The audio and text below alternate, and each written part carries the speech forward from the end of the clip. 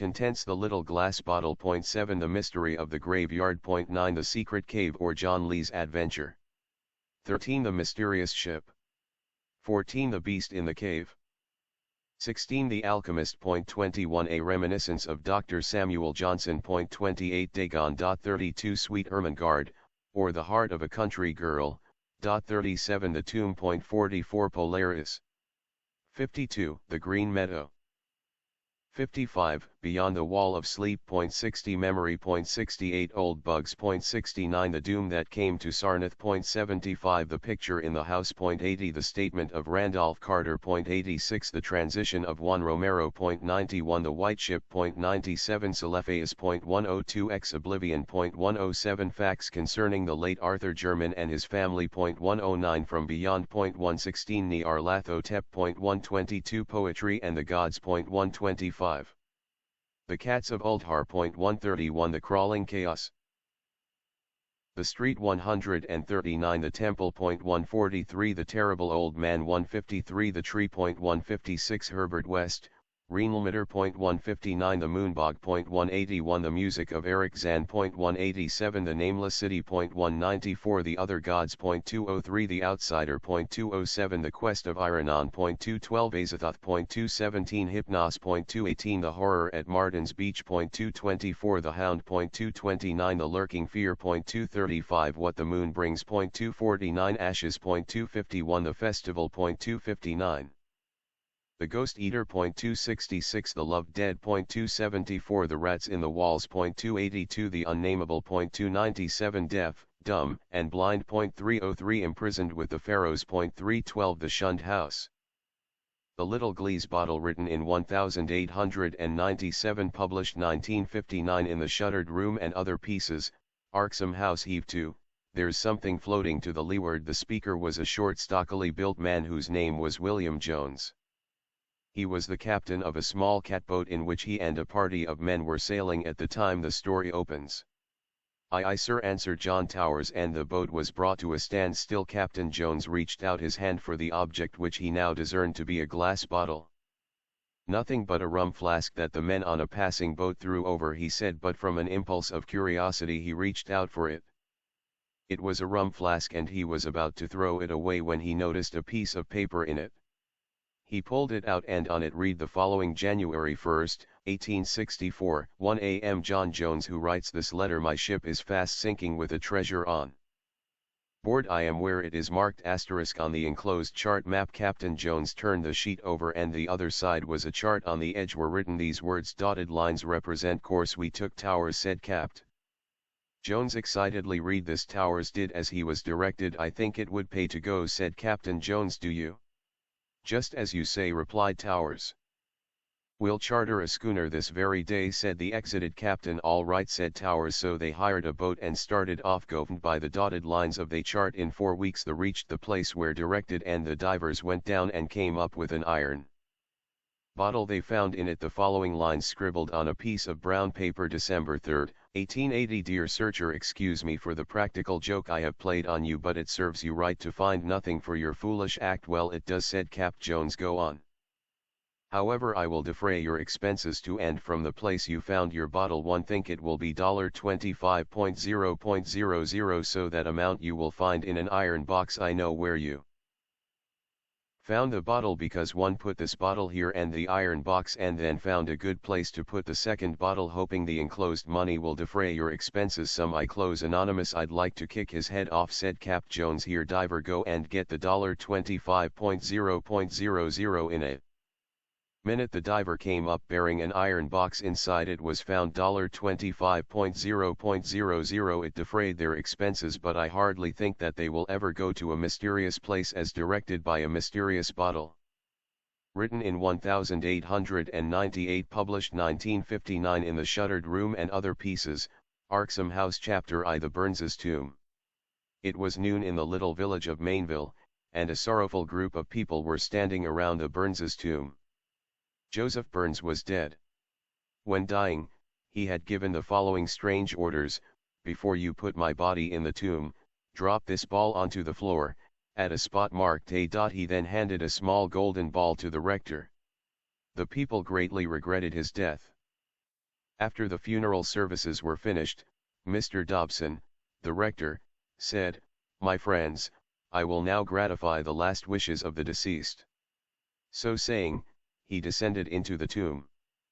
To lay the ball on the spot marked A, soon the funeral party began to be impatient, and after a time Mr. Chas. Green, the lawyer, descended to make a search. Soon he came up with a frightened face, and said, "Mr. Dobson is not there." Chapter 2 Mysterious Mr. Bell. It was 3:10 o'clock in the afternoon when the doorbell of the Dobson mansion rang loudly, and the servant on going to the door, found an elderly man, with black hair, and side whiskers. He asked to see Miss Dobson. Upon arriving in her presence he said, "Miss Dobson, I know where your father is, and £10,00001 will restore him. My name is Mr. Bell." "Mr. Bell," said Miss Dobson, "will you excuse me from the room a moment?" "Certainly," replied Mr. Bell. In a short time she returned, and said, "Mr. Bell, I understand you. You have abducted my father, and hold him for a ransom." Chapter 3 At the police station. It was 3:20 o'clock in the afternoon when the telephone bell at the North End police station rang furiously, and Gibson, the telephone man, inquired what was the matter. "Have found out about father's disappearance," a woman's voice said. "I'm Miss Dobson, and father has been abducted. Send King John." King John was a famous Western detective. Just then a man rushed in, and shouted, "Oh, terrors! Come to the graveyard." Chapter 4 The West Window. Now let us return to the Dobson mansion. Mr. Bell was rather taken aback by Miss Dobson's plain speaking, but when he recovered his speech he said, "Don't put it quite so plain, Miss Dobson." For one, he was interrupted by the entrance of King John, who, with a brace of revolvers in his hands, barred all egress by the doorway. But quicker than thought Bell sprang to a west window, and jumped. Chapter V The Secret of the Grave. Now let us return to the station house. After the exited visitor had calmed somewhat, he could tell his story straighter. He had seen 3 men in the graveyard shouting, "Bell! Bell! Where are you, old man?" and acting very suspiciously. He then followed them, and they entered the Burns's tomb. He then followed them in, and they touched a spring at a point marked A and then disappeared. "I wish King John were here," said Gibson. "What's your name?" "John Spratt," replied the visitor. Chapter 6 The Chase for Bell. Now let us return to the Dobson mansion again. King John was utterly confounded at the sudden movement of Bell, but when he recovered from his surprise, his first thought was of chase. Accordingly, he started in pursuit of the abductor. He tracked him down to the RR station and found to his dismay that he had taken the train for Kent, a large city toward the south, and between which and Mainville there existed no telegraph or telephone. The train had just started. Chapter 7 The Negro Hackman. The Kent train started at 10:35, and about 10:36 an exited, dusty, and tired man rushed into the Mainville hack office and said to a Negro hackman who was standing by the door, "If you can take me to Kent in 15 minutes I will give you $1. "I don't see how I'm ter get there," said the Negro. "I haven't got a decent pair of hosses and I have $2. Shouted the traveler. "All right," said the hackman. King John. Chapter 8 Long, Bell's Surprise. It was 11 o'clock at Kent. All of the stores were closed but one, a dingy, dirty, little shop, down at the West End. It lay between Kent Harbour, and the Kent and Mainville RR. In the front room a shabbily dressed person of doubtful age was conversing with a middle-aged woman with grey hair. "I have agreed to do the job, Lindy," he said. "Bell will arrive at 11:30 and the Courage is ready to take him down to the wharf, where a ship for Africa sails tonight." "But if King John were to come," queried Lindy, "then we'd get nabbed, and Bell would be hung," replied the man. Just then a rap sounded at the door. "Are you Bell?" Inquired Lindy. Yes, was the response, and I caught the 10.35 and King John got left, so we are all right. At 11.40 the party reached the landing, and saw a ship loom up in the darkness. The Khedive of Africa was painted on the hull, and just as they were to step on board, a man stepped forward in the darkness and said, "John Bell, I arrest you in the Queen's name." It was King John. Chapter 9. The Trial. The day of the trial had arrived, and a crowd of people had gathered around the little grove, which served for a courthouse in summer, to hear the trial of John Bell on the charge of kidnapping. "Mr. Bell," said the judge, "what is the secret of the Burns's tomb?" "I will tell you this much," said Bell. "If you go into the tomb and touch a certain spot marked A, you will find out." "Now where is Mr. Dobson?" queried the judge. "Here," said a voice behind them, and the figure of Mr. Dobson himself loomed up in the doorway. "How did you get here?" was chorused. "It's a long story," said Dobson. Chapter X. Dobson's story. "When I went down into the tomb," said Dobson, "everything was darkness, I could see nothing, but finally I discerned the letter A printed in white on the onyx floor. One dropped the ball on the letter, and immediately a trapdoor opened and a man sprang up. It was this man, here," he said, pointing at Bell, who stood trembling on the prisoner's dock, "and he pulled me down into a brilliantly lighted and palatial apartment where I have lived until today." One day a young man rushed in and exclaimed, "The secret is revealed," and was gone. He did not see me. Once Bell left his key behind, and I took the impression in wax, and the next day was spent in filing keys to fit the lock. The next day my key fitted. And the next day, which is today, I escaped. Chapter 11. The Mystery Unveiled. "Why did the late J. Burns ask you to put the ball there?" "At A?" queried the judge. "To get me into trouble," replied Dobson. "He, and Francis Burns, his brother, have plotted against me for years, and I knew not in what way they would harm me." "Seize Francis Burns!" yelled the judge. Chapter 12. Conclusion. Francis Burns, and John Bell, were sent to prison for life. Mr. Dobson was cordially welcomed by his daughter, who, by the way, had become Mrs. King John. Lindy and her accomplice were sent to Newgate for 30 days as aiders and abettors of a criminal escape. The end. Price $254. The Secret Cave, or John Lee's Adventure, written in 1898, published 1959 in The Shuttered Room and Other Pieces, Arksome House. "Now be good children," said Mrs. Lee while 1 a.m. away, "and don't get into mischief." Mr. and Mrs. Lee were going off for the day and to leave the two children, John 10 years old and Alice 2 years old. "Yes," replied John. As soon as the elder Lees were away, the younger Lees went down cellar and began to rummage among the rubbish. Little Alice leaned against the wall watching John.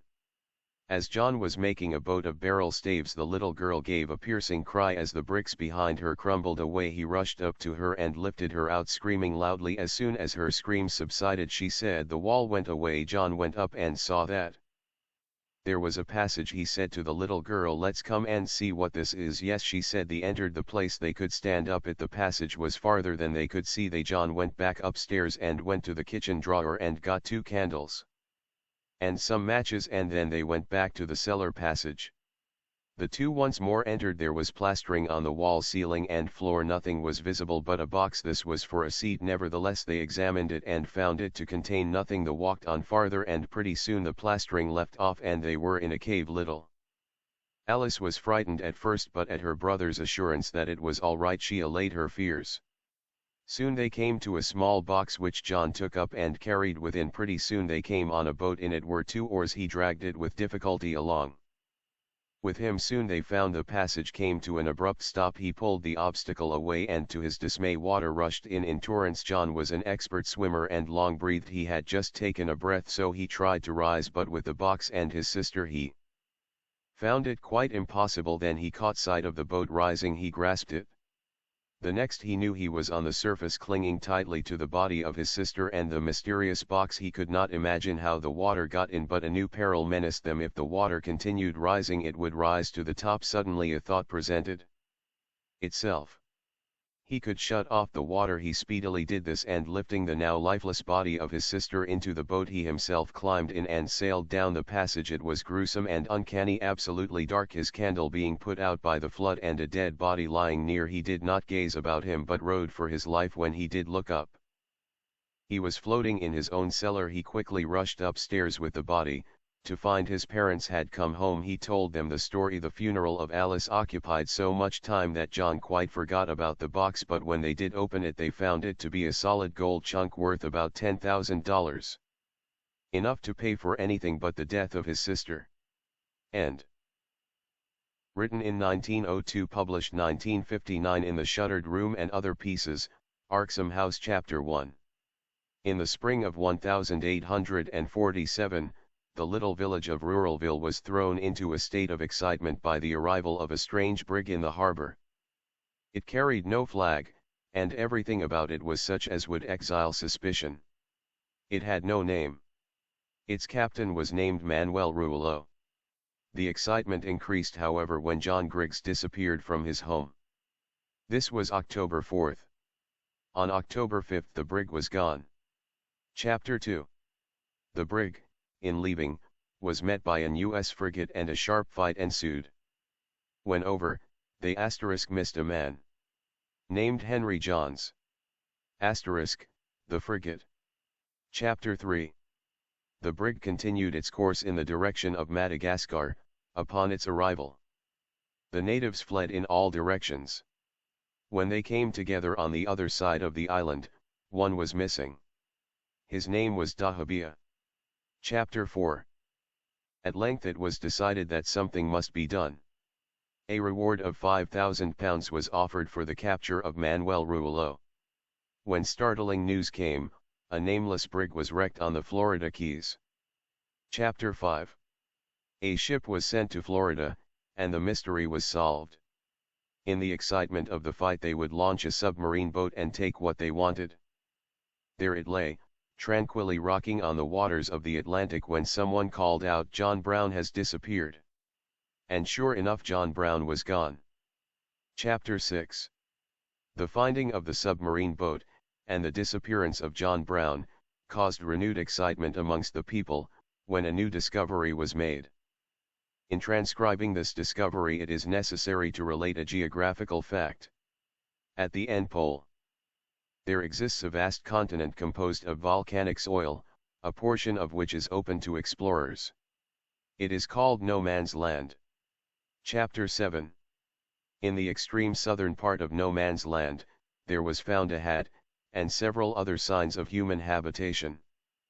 They promptly entered, and, chained to the floor, lay Griggs, Johns, and Dahabia. They, upon arriving in London, separated, Griggs going to Ruralville, Johns to the frigate, and Dahabia to Madagascar. Chapter 8. But the mystery of John Brown was still unsolved, so they kept strict watch over the port at No Man's Land, and when the submarine boat arrived, and the pirates, one by one, and headed by Manuel Rouleau, left the ship, they were met by a rapid fire. After the fight Brown was recovered. Chapter 9. Griggs was royally received at Ruralville, and a dinner was given in honor of Henry Johns. Dahabia was made king of Madagascar, and Brown was made captain of his ship. The end. Written in April 21, 1905, published June 1918 in The Vagrant. The horrible conclusion which had been gradually intruding itself upon my confused and reluctant mind was now an awful certainty. I was lost, completely, hopelessly lost in the vast and labyrinthine recess of the Mammoth Cave.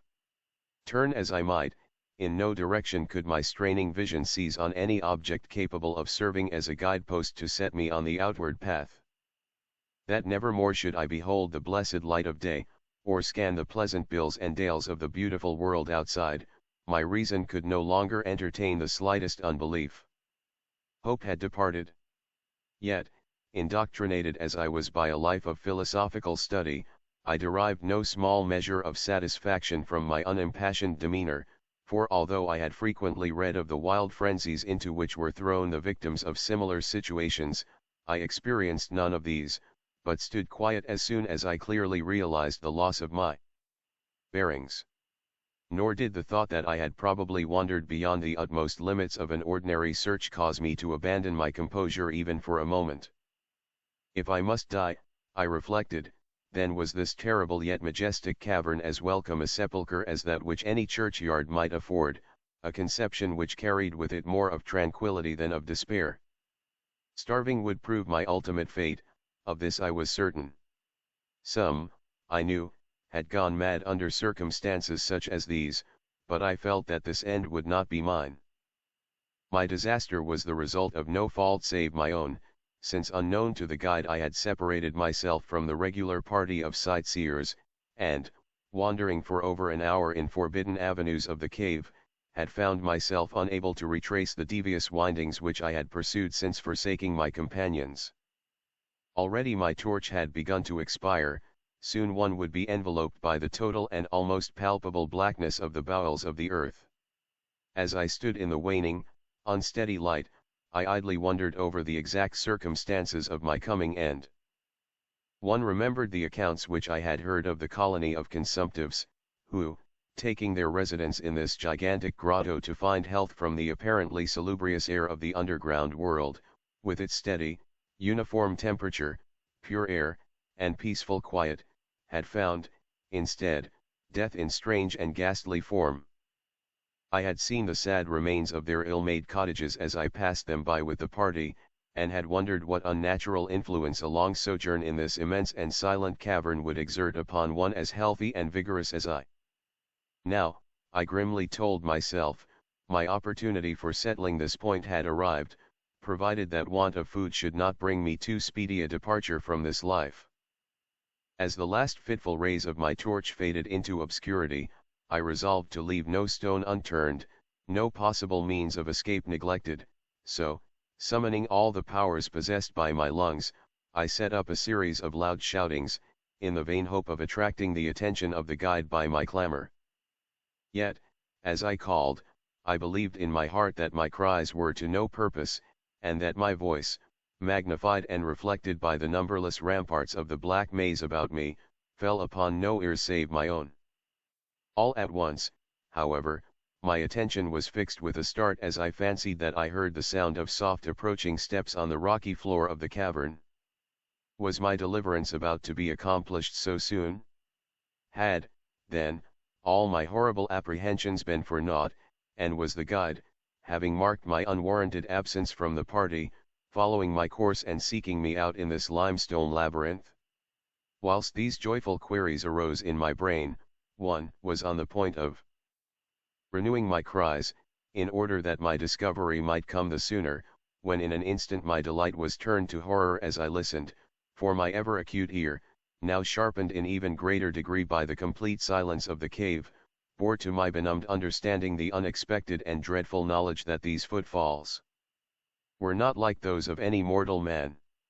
In the unearthly stillness of this subterranean region, the tread of the booted guide would have sounded like a series of sharp and incisive blows. These impacts were soft, and stealthy, as of the paws of some feline.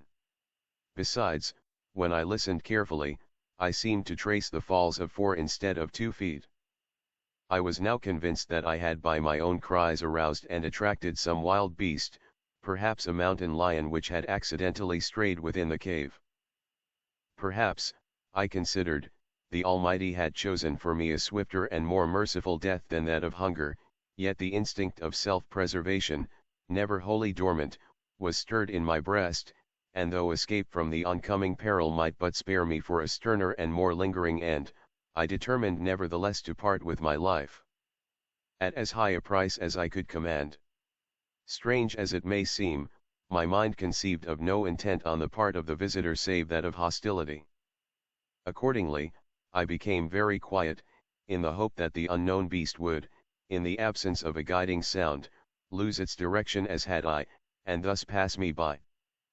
But this hope was not destined for realization, for the strange footfalls steadily advanced, the animal evidently having obtained my scent, which in an atmosphere so absolutely free from all distracting influences as is that of the cave, could doubtless be followed at great distance. Seeing therefore that I must be armed for defense against an uncanny and unseen attack in the dark, I groped about me the largest of the fragments of rock which were strewn upon all parts of the floor of the cavern in the vicinity, and grasping one in each hand for immediate use, awaited with resignation the inevitable result. Meanwhile the hideous pattering of the paws drew near. Certainly, the conduct of the creature was exceedingly strange.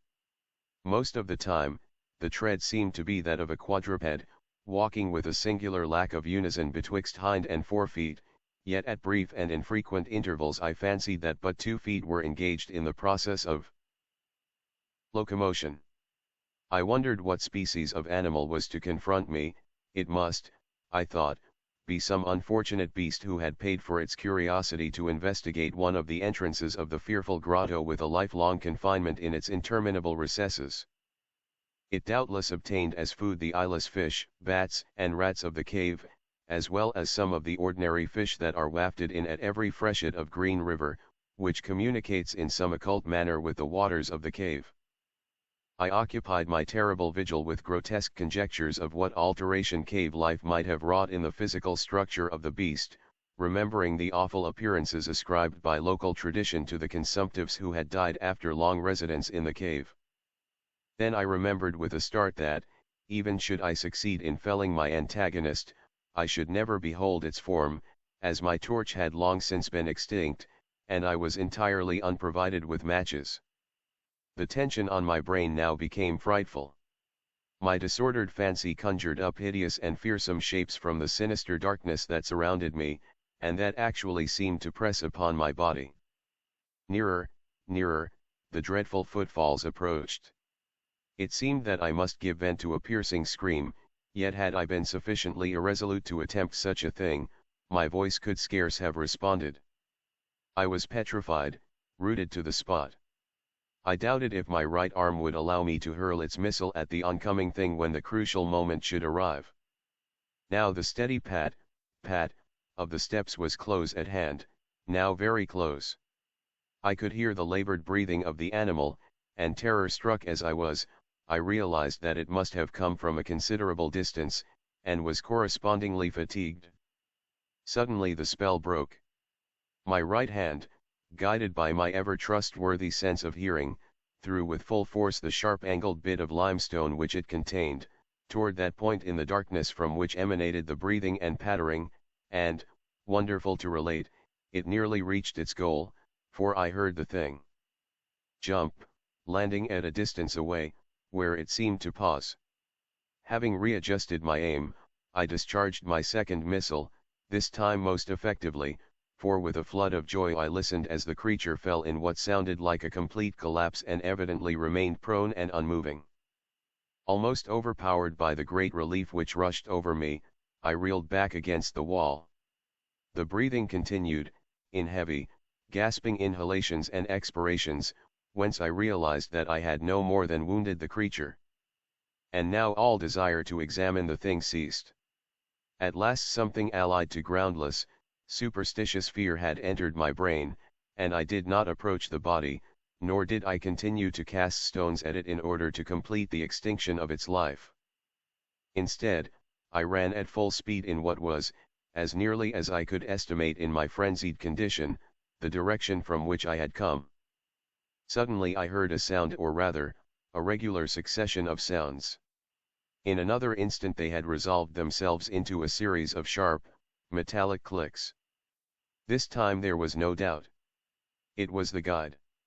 And then I shouted, yelled, screamed, even shrieked with joy as I beheld in the vaulted arches above the faint and glimmering effulgence which I knew to be the reflected light of an approaching torch.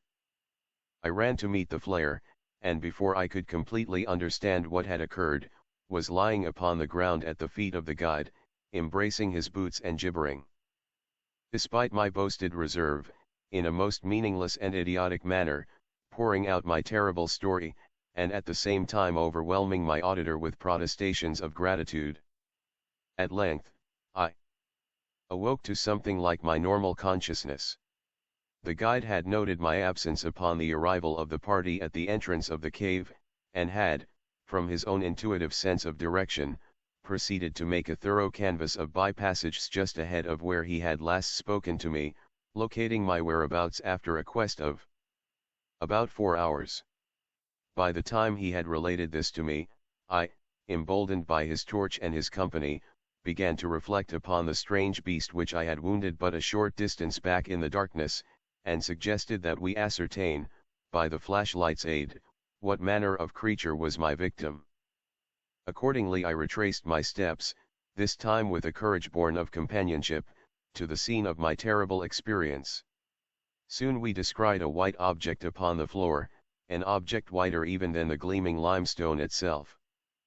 Cautiously advancing, we gave vent to a simultaneous ejaculation of wonderment, for of all the unnatural monsters either of us had in our lifetimes beheld, this was in surpassing degree the strangest.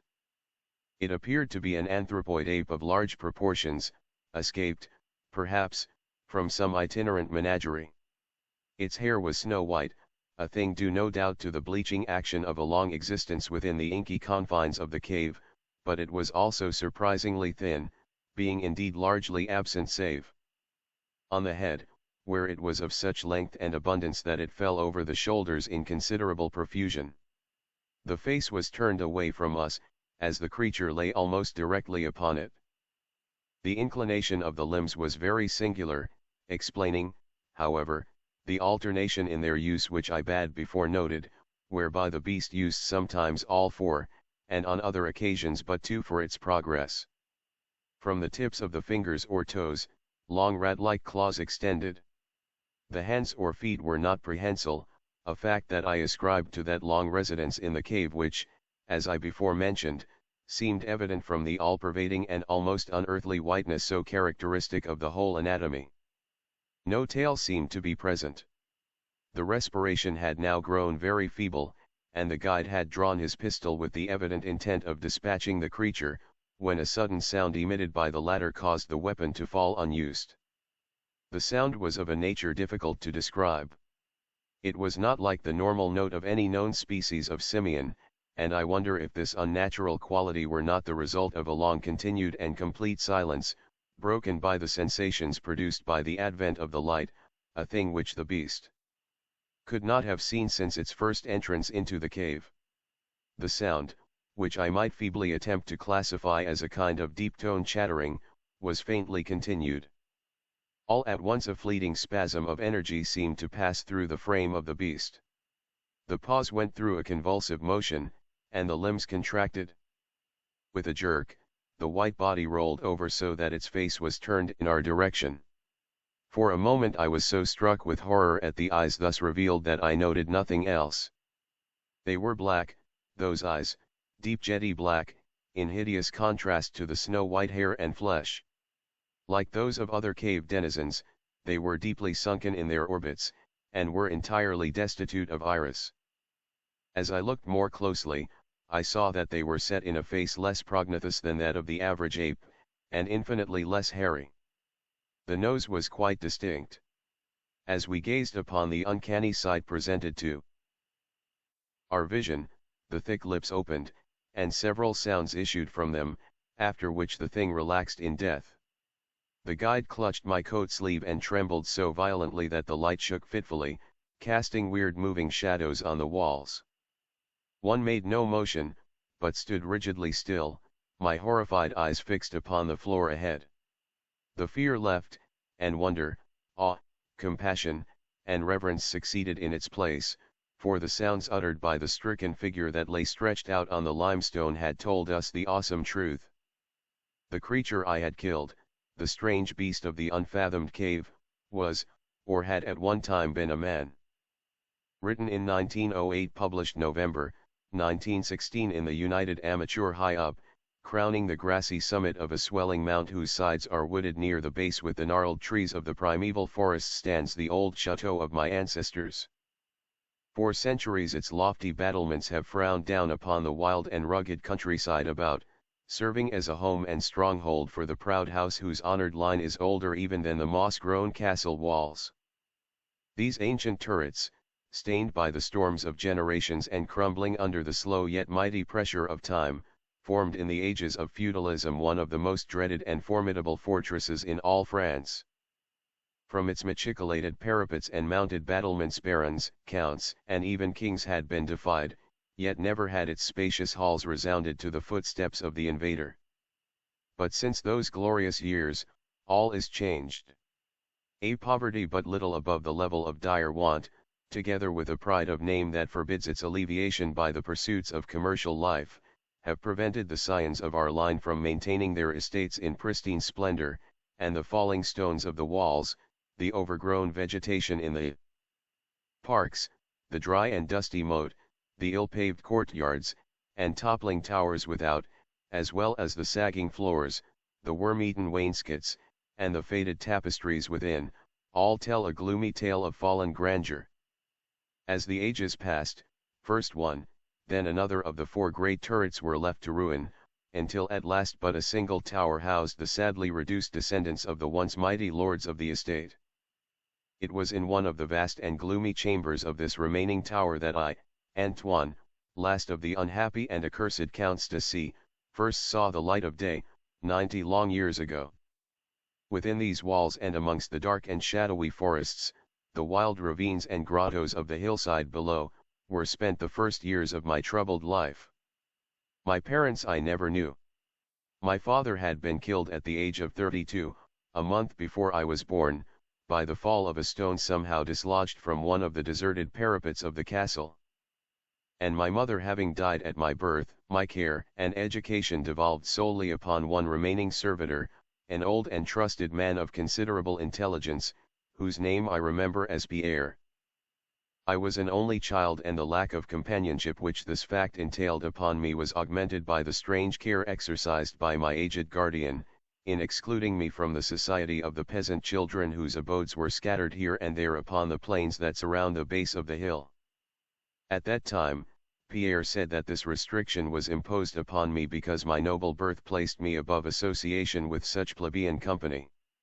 Now I know that its real object was to keep from my ears the idle tales of the dread curse upon our line that were nightly told and magnified by the simple tenantry as they conversed in hushed accents in the glow of their cottage hearths.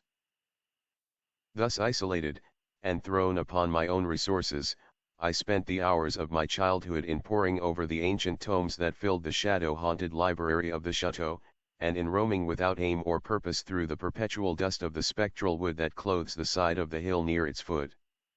It was perhaps an effect of such surroundings that my mind early acquired a shade of melancholy. Those studies and pursuits which partake of the dark and occult in nature most strongly claimed my attention. Of my own race I was permitted to learn singularly little, yet what small knowledge of it I was able to gain seemed to depress me much. Perhaps it was at first only the manifest reluctance of my old preceptor to discuss with me my paternal ancestry that gave rise to the terror which I ever felt at the mention of my great house, yet as I grew out of childhood, I was able to piece together disconnected fragments of discourse, let slip from the unwilling tongue which had begun to falter in approaching senility, that had a sort of relation to a certain circumstance which I had always deemed strange, but which now became dimly terrible. The circumstance to which I allude is the early age at which all the counts of my line had met their end. Whilst I had hitherto considered this but a natural attribute of a family of short-lived men, I afterward pondered long upon these premature deaths, and began to connect them with the wanderings of the old man, who often spoke of a curse which for centuries had prevented the lives of the holders of my title from much exceeding the span of 32 years. Upon my 21st birthday, the aged Pierre gave to me a family document which he said had for many generations been handed down from father to son, and continued by each possessor.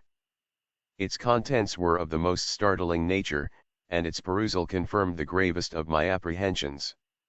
At this time, my belief in the supernatural was firm and deep-seated, else I should have dismissed with scorn the incredible narrative unfolded before my eyes.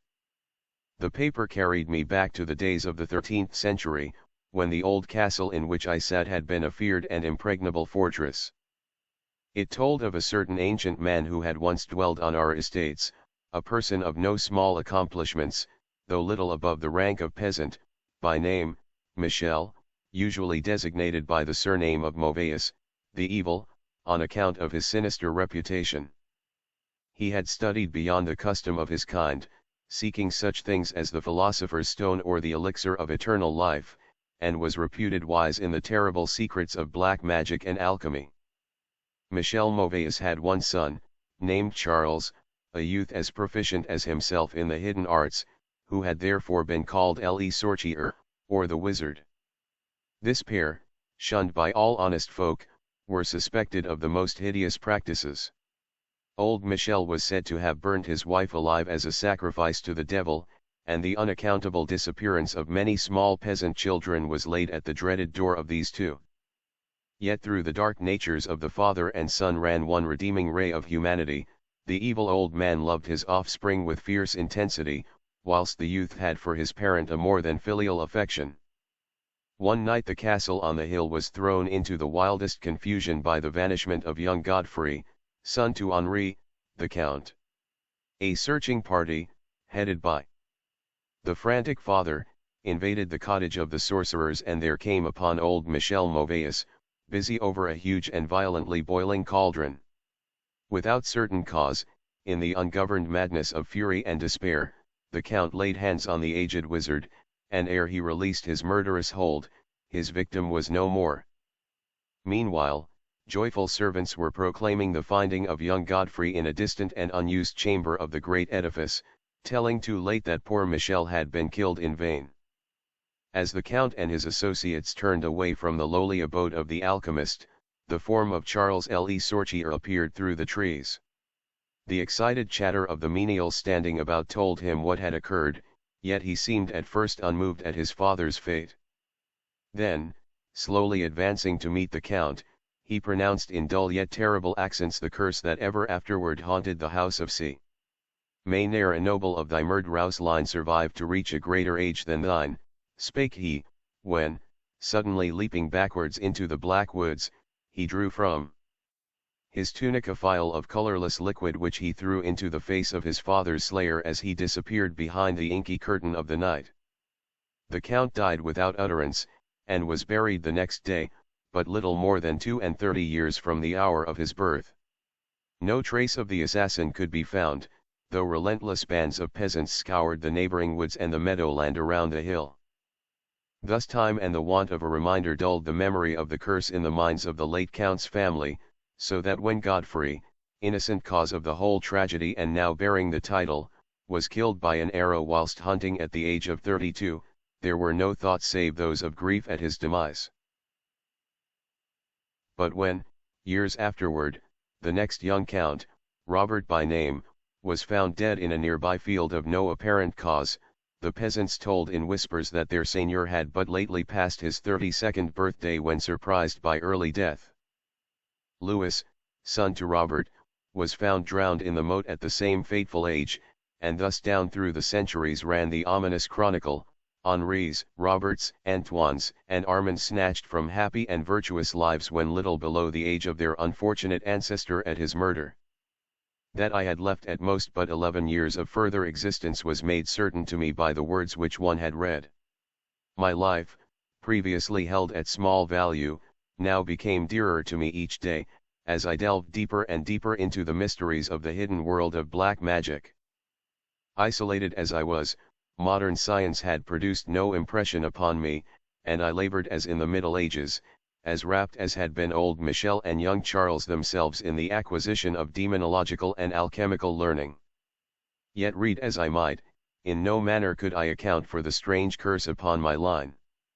In unusually rational moments I would even go so far as to seek a natural explanation, attributing the early deaths of my ancestors to the sinister Charles Le Sorcier and his heirs, yet, having found upon careful inquiry that there were no known descendants of the alchemist, I would fall back to occult studies, and once more endeavor to find a spell that would release my house from its terrible burden.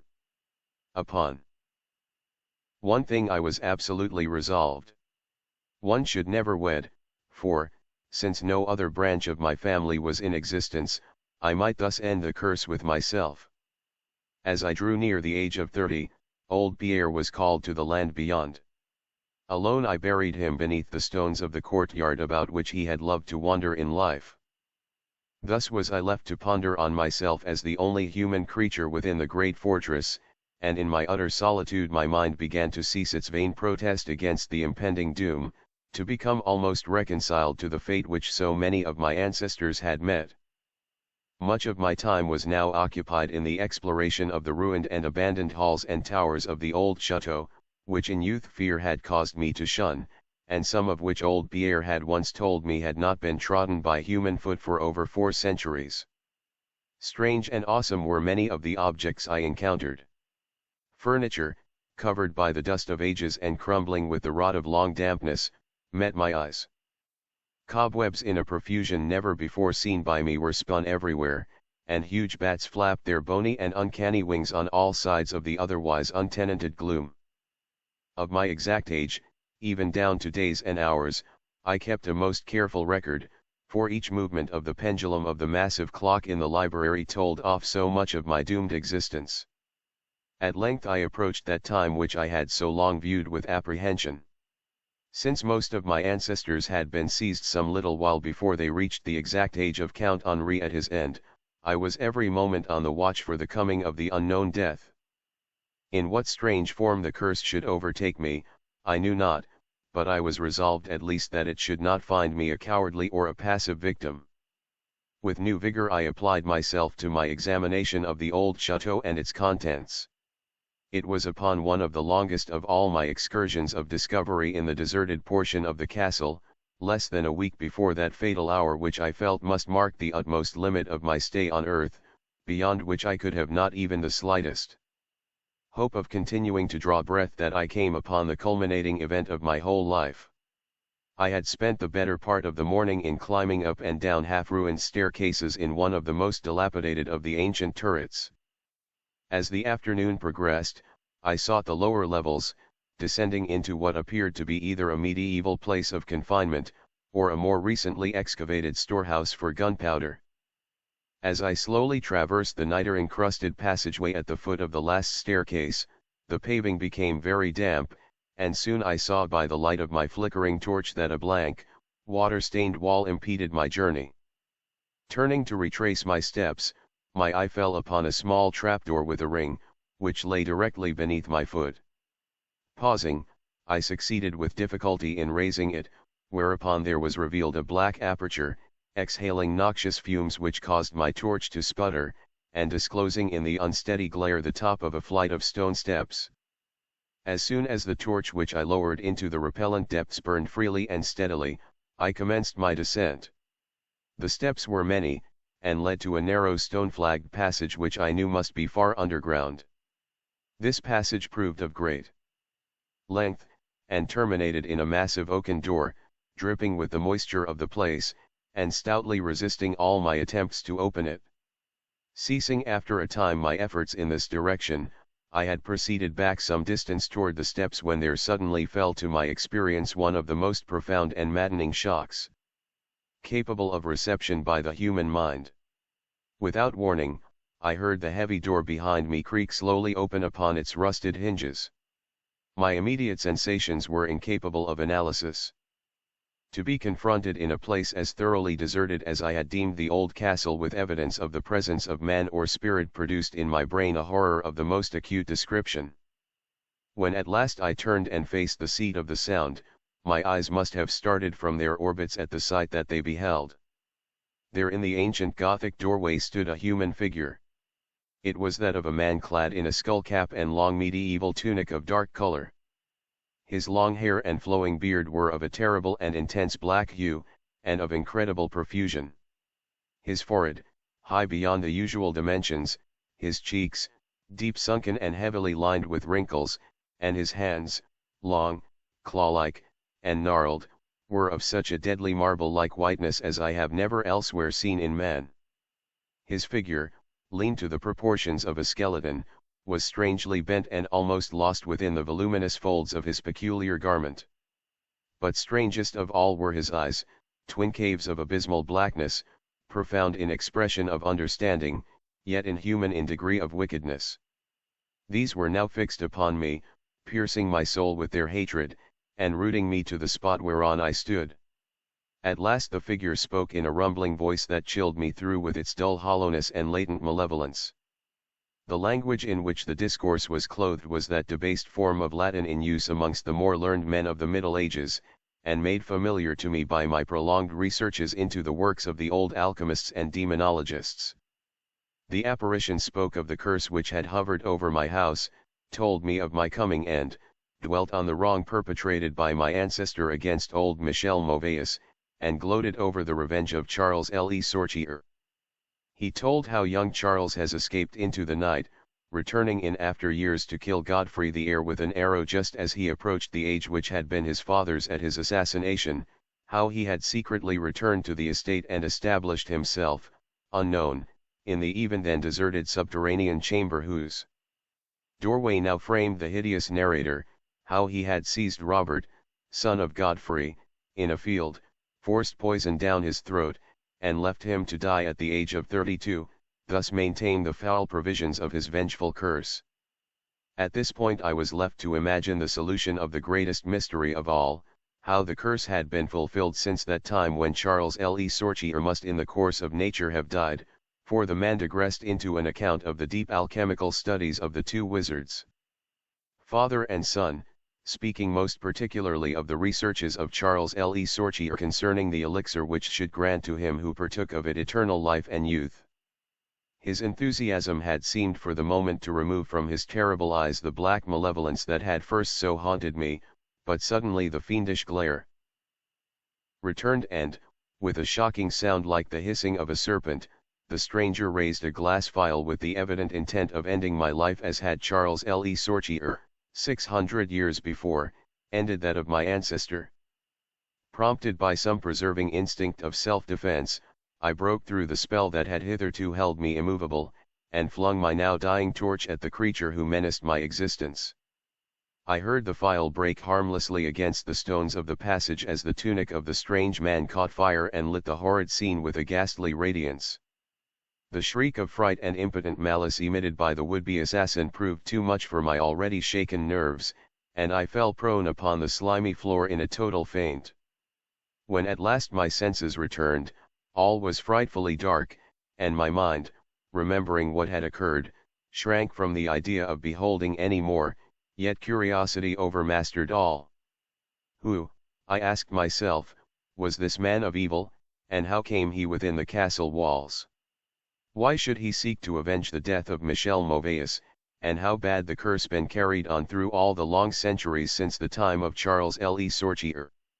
The dread of years was lifted from my shoulder, for one knew that he whom I had felled was the source of all my danger from the curse, and now that I was free, I burned with the desire to learn more of the sinister thing which had haunted my line for centuries, and made of my own youth one long-continued nightmare. Determined upon further exploration, I felt in my pockets for flint and steel, and lit the unused torch which I had with me. First of all, new light revealed the distorted and blackened form of the mysterious stranger. The hideous eyes were now closed. Disliking the sight, I turned away and entered the chamber beyond the Gothic door. Here I found what seemed much like an alchemist's laboratory. In one corner was an immense pile of shining yellow metal that sparkled gorgeously in the light of the torch.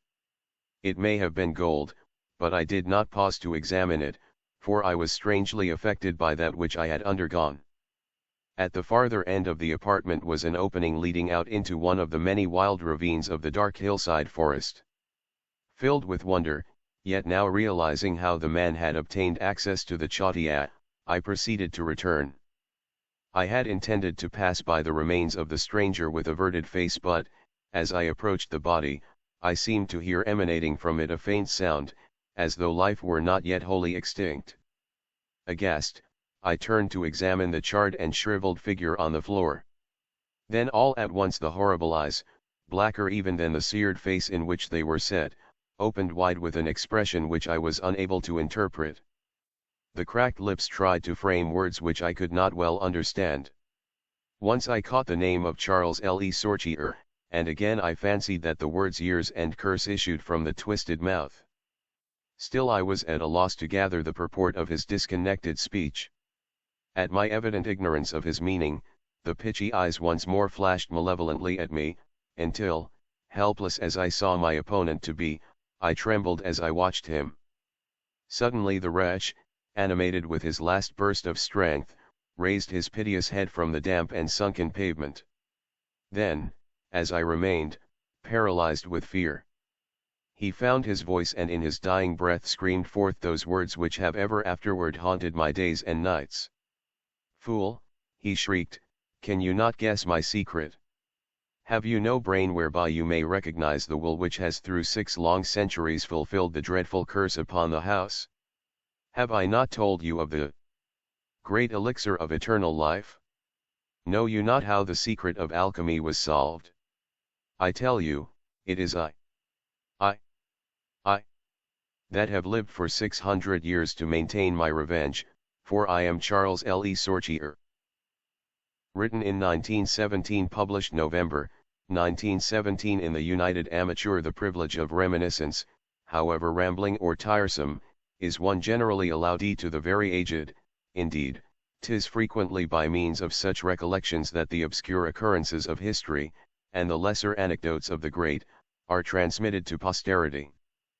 Though many of my readers have at times observed and remarked a sort of antique flow in my style of writing, it hath pleased me to pass amongst the members of this generation as a young man, giving out the fiction that one was born in 1890, in America. I am now, however, resolved to unburthen myself of a secret which I have hitherto kept through dread of incredulity, and to impart to the public a true knowledge of my long years, in order to gratify their taste for authentic information of an age with whose famous personages I was on familiar terms. Be it then known that I was born on the family estate in Devonshire, of the 10th day of August, 1690, or in the new Gregorian style of reckoning, the 20th of August, being therefore now in my 228th year.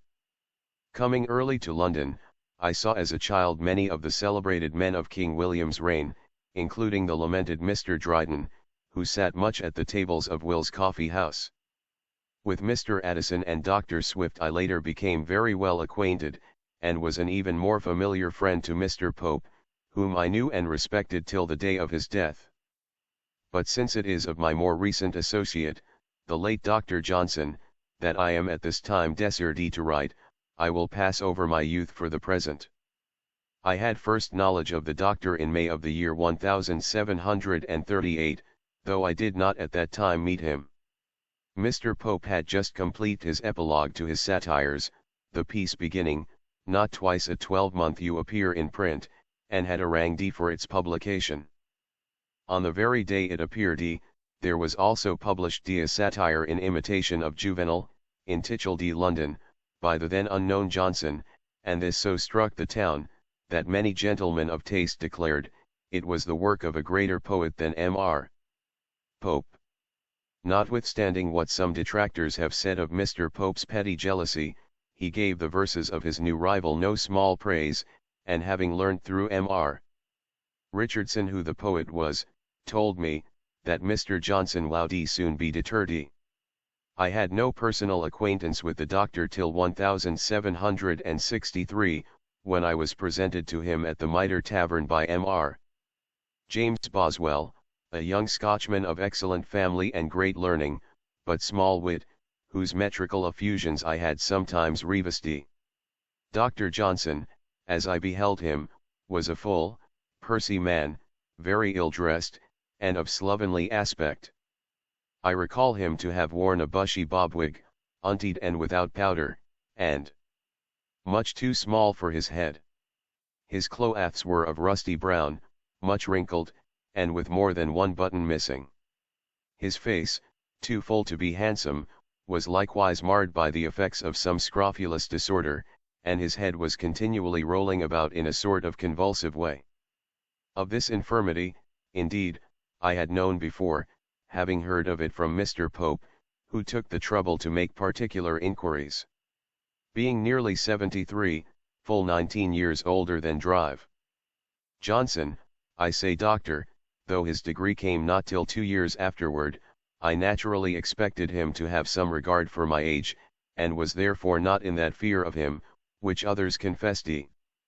On my asking him what he thought of my favourable notice of his dictionary in the Londoner, my periodical paper, he said, "Sir, I possess no recollection of having perused your paper, and have not a great interest in the opinions of the less thoughtful part of mankind." Being more than a little piqued at the incivility of one whose celebrity made me solicitous of his approbation, I ventured to retaliate in kind, and told him, I was surprised that a man of sense should judge the thoughtfulness of one whose productions he admitted never having read. "Why, sir," replied Johnson, "I do not require to become familiar with a man's writings in order to estimate the superficiality of his attainments, when he plainly skews it by his eagerness to mention his own productions in the first question he puts to me." Having thus become friends, we conversed on many matters. When, to agree with him, I said I was distrustful of the authenticity of Ossian's poems, Mr. Johnson said, "That, sir, does not do your understanding particular credit, for what all the town is sensible of, is no great discovery for a Grub Street critic to make. You might as well say, you have a strong suspicion that Milton wrote Paradise Lost." I thereafter saw Johnson very frequently, most often at meetings of the Literary Club, which was founded the next year by the Doctor, together with M.R. Burke, the parliamentary orator, Mr. Beauclerk, a gentleman of fashion, Mr. Langton, a pious man and captain of militia, Sir J. Reynolds, the widely known painter, Drive. Goldsmith, the prose and poetic writer, Dr. Nugent, father-in-law to Mr. Burke, Sir John Hawkins, Mr. Anthony Charmier, and myself. We assembled generally at 7 o'clock of an evening, once a week, at the Turk's Head, in Gerrard Street, Soho, till that tavern was sold and made into a private dwelling, after which event we moved our gatherings successively to Prince's in Sackville Street, L.E. Tellier's in Dover Street, and Parslow's and the Thatched House in St. James's Street. In these meetings we preserved a remarkable degree of amity and tranquillity, which contrasts very favourably with some of the dissensions and disruptions I observe in the literary and amateur press associations of today. This tranquillity was the more remarkable, because we had amongst us gentlemen of very opposed opinions. Dr. Johnson and I, as well as many others, were high Tories, whilst M.R. Burke was a Whig, and against the American War, many of his speeches on that subject having been widely published. The least congenial member was one of the founders, Sir John Hawkins, who hath since written many misrepresentations of our society. Sir John, an eccentric fellow, once declined to pay his part of the reckoning for supper, because 'twas his custom at home to eat no supper. Later he insulted Mr. Burke in so intolerable a manner, that we all took pains to shew our disapproval, after which incident he came no more to our meetings. However, he never openly fell out with the Doctor, and was the executor of his will, though M.R. Boswell and others have reason to question the genuineness of his attachment. Other and later members of the club were Mr. David Garrick, the actor and early friend of Drive Johnson, Messrs. Tho. and Jos Wharton, Dr. Adam Smith, Dr. Percy, author of The Relics, Mr. E.D.W. Gibbon, the historian, Dr. Burney, the musician, Mr. Malone, the critic, and M.R. Boswell. Mr. Garrick obtained admittance only with difficulty, for the Doctor, notwithstanding his great friendship, was forever affecting to decry the stage and all things connected with it. Johnson, indeed, had a most singular habit of speaking for Davy when others were against him, and of arguing against him, when others were for him. I have no doubt that he sincerely loved Mr. Garrick, for he never alluded to him as he did to Foote, who was a very coarse fellow despite his comic genius. Mr. Gibbon was none too well liked, for he had an odious sneering way which offended even those of us who most admired his historical productions. Mr. Goldsmith, a little man very vain of his dress and very deficient in brilliancy of conversation, was my particular favourite, since I was equally unable to shine in the discourse. He was vastly jealous of Dr. Johnson, though none the less liking and respecting him. I remember that once a foreigner, a German, I think, was in our company, and that whilst Goldsmith was speaking, he observed the doctor preparing to utter something. Unconsciously looking upon Goldsmith as a mere encumbrance when compared to the greater man, the foreigner bluntly interrupted him and incurred his lasting hostility by crying, "Hush, Dr. Johnson is going to speak." In this luminous company I was tolerated more because of my years than for my wit or learning, being no match at all for the rest. My friendship for the celebrated Monsieur Voltaire was ever a cause of annoyance to the doctor, who was deeply orthodox, and who used to say of the French philosopher, "Vir est acerrimi ingenia et paucarum literarum." Mr. Boswell, a little teasing fellow whom I had known for some time previously, used to make sport of my awkward manners and old-fashioned wig and clothes. Once coming in a little the worse for wine, to which he was addicted, he endeavored to lampoon me by means of an impromptu in verse, writ on the surface of the table, but lacking the aid he usually had in his composition, he made a bad grammatical blunder. I told him, he should not try to pasquinade the source of his poesy. At another time Bozzy, as we used to call him, complained of my harshness toward new writers in the articles I prepared for the monthly review. He said, I pushed every aspirant off the slopes of Parnassus. Sir, I replied, you are mistaken. They who lose their hold do so from their own want of strength, but desiring to conceal their weakness, they attribute the absence of success to the first critic that mentions them. I am glad to recall that drive. Johnson upheld me in this matter. Dr. Johnson was second to no man in the pains he took to revise the bad verses of others. Indeed, 'tis said that in the book of poor blind old Mrs. Williams, there are scarce 2 lines which are not the doctor's. At one time Johnson recited to me some lines by a servant to the Duke of Leeds, which had so amazed him, that he had got them by heart. They are on the Duke's wedding, and so much resemble in quality the work of other and more recent poetic dunces, that I cannot forbear copying them, when the Duke of Leeds shall marry be to a fine young lady of high quality. How happy will that gentlewoman be in his Grace of Leeds' good company. I asked the doctor, if he had ever tried making sense of this piece, and upon his saying he had not, I amazed myself with the following amendment of it, when gallant Leeds auspiciously shall wed the virtuous fair, of antient lineage. Bread, how must the maid rejoice with conscious pride to win so great an husband to her side.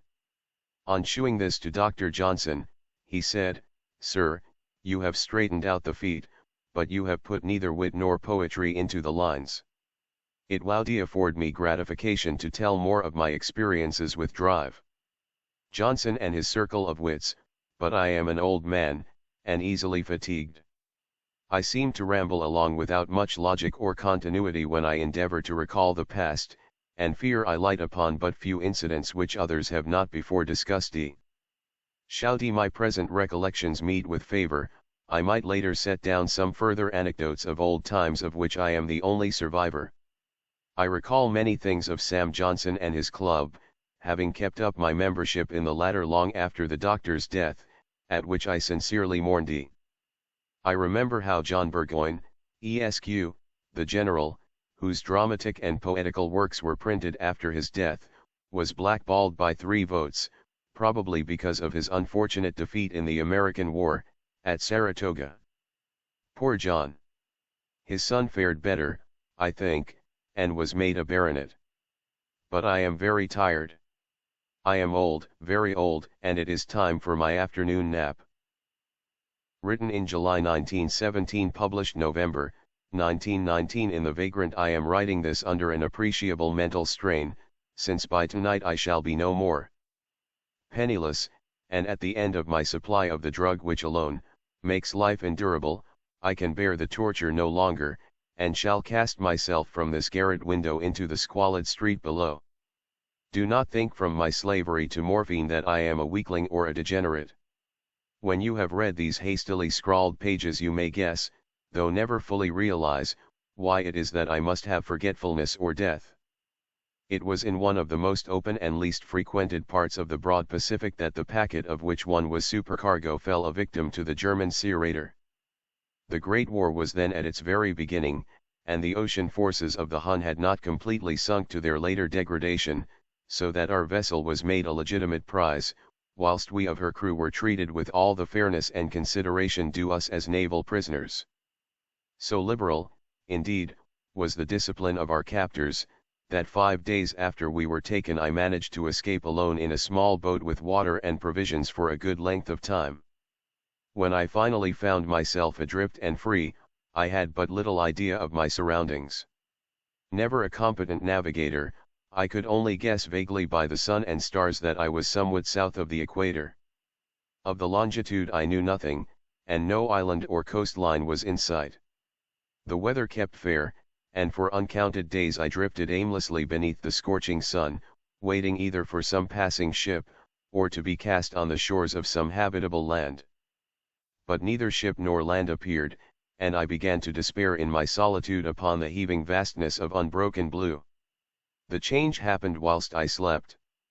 Its details I shall never know, for my slumber, though troubled and dream-infested, was continuous. When at last I awakened, it was to discover myself half sucked into a slimy expanse of hellish black mire which extended about me in monotonous undulations as far as I could see, and in which my boat lay grounded some distance away. Though one might well imagine that my first sensation would be of wonder at so prodigious and unexpected a transformation of scenery, I was in reality more horrified than astonished, for there was in the air and in the rotting soil a sinister quality which chilled me to the very core. The region was putrid with the carcasses of decaying fish, and of other less describable things which I saw protruding from the nasty mud of the unending plain. Perhaps I should not hope to convey in mere words the unutterable hideousness that can dwell in absolute silence and barren immensity. There was nothing within hearing, and nothing in sight save a vast reach of black slime, yet the very completeness of the stillness and the homogeneity of the landscape oppressed me with a nauseating fear. The sun was blazing down from a sky which seemed to me almost black in its cloudless cruelty, as though reflecting the inky marsh beneath my feet. As I crawled into the stranded boat I realized that only one theory could explain my position. Through some unprecedented volcanic upheaval, a portion of the ocean floor must have been thrown to the surface, exposing regions which for innumerable millions of years had lain hidden under unfathomable watery depths. So great was the extent of the new land which had risen beneath me, that I could not detect the faintest noise of the surging ocean, strain my ears as I might. Nor were there any seafowl to prey upon the dead things. For several hours I sat thinking or brooding in the boat, which lay upon its side and afforded a slight shade as the sun moved across the heavens. As the day progressed, the ground lost some of its stickiness, and seemed likely to dry sufficiently for traveling purposes in a short time. That night I slept but little, and the next day I made for myself a pack containing food and water, preparatory to an overland journey in search of the vanished sea and possible rescue. On the third morning I found the soil dry enough to walk upon with ease. The odor of the fish was maddening, but I was too much concerned with graver things to mind so slight an evil, and set out boldly for an unknown goal. All day I forged steadily westward, guided by a faraway hummock which rose higher than any other elevation on the rolling desert. That night I encamped, and on the following day still travelled toward the hummock, though that object seemed scarcely nearer than when I had first espied it. By the fourth evening I attained the base of the mound, which turned out to be much higher than it had appeared from a distance, an intervening valley setting it out in sharper relief from the general surface. Too weary to ascend, one slept in the shadow of the hill. I know not why my dreams were so wild that night, but ere the waning and fantastically gibbous moon had risen far above the eastern plain, I was awake in a cold perspiration, determined to sleep no more. Such visions as I had experienced were too much for me to endure again. And in the glow of the moon one saw how unwise I had been to travel by day. Without the glare of the parching sun, my journey would have cost me less energy. Indeed, I now felt quite able to perform the ascent which had deterred me at sunset. Picking up my pack, I started for the crest of the eminence. One have said that the unbroken monotony of the rolling plain was a source of vague horror to me, but one think my horror was greater when one gained the summit of the mound and looked down the other side into an immeasurable pit or canyon, whose black recesses the moon had not yet soared high enough to illumine. I felt myself on the edge of the world, peering over the rim into a fathomless chaos of eternal night. Through my terror ran curious reminiscences of Paradise Lost, and Satan's hideous climb through the unfashioned realms of darkness. As the moon climbed higher in the sky, I began to see that the slopes of the valley were not quite so perpendicular as I had imagined. Ledges and outcroppings of rock afforded fairly easy footholds for a descent, whilst after a drop of a few hundred feet, the declivity became very gradual. Urged on by an impulse which I cannot definitely analyze, I scrambled with difficulty down the rocks and stood on the gentler slope beneath, gazing into the Stygian deeps where no light had yet penetrated. All at once my attention was captured by a vast and singular object on the opposite slope, which rose steeply about 100 yards ahead of me, an object that gleamed whitely in the newly bestowed rays of the ascending moon. That it was merely a gigantic piece of stone, I soon assured myself, but I was conscious of a distinct impression that its contour and position were not altogether the work of nature. A closer scrutiny filled me with sensations one cannot express, for despite its enormous magnitude, and its position in an abyss which had yawned at the bottom of the sea since the world was young, I perceived beyond a doubt that the strange object was a well-shaped monolith whose massive bulk had known the workmanship and perhaps the worship of living and thinking creatures. Dazed and frightened, yet not without a certain thrill of the scientist's or archaeologist's delight, I examined my surroundings more closely. The moon, now near the zenith, shone weirdly and vividly above the towering steeps that hemmed in the chasm, and revealed the fact that a far-flung body of water flowed at the bottom, winding out of sight in both directions, and almost lapping my feet as I stood on the slope. Across the chasm, the wavelets washed the base of the cyclopean monolith, on whose surface I could now trace both inscriptions and crude sculptures. The writing was in a system of hieroglyphics unknown to me, and unlike anything I had ever seen in books, consisting for the most part of conventionalized aquatic symbols such as fishes, eels, octopi, crustaceans, mollusks, whales and the like. Several characters obviously represented marine things which are unknown to the modern world, but whose decomposing forms I had observed on the ocean-risen plain. It was the pictorial carving, however, that did most to hold me spellbound. Plainly visible across the intervening water on account of their enormous size was an array of bas-reliefs whose subjects would have excited the envy of a Dory. I think that these things were supposed to depict men at least, a certain sort of men, though the creatures were shown disporting like fishes in the waters of some marine grotto, or paying homage at some monolithic shrine which appeared to be under the waves as well. Of their faces and forms one dare not speak in detail, for the mere remembrance makes me grow faint.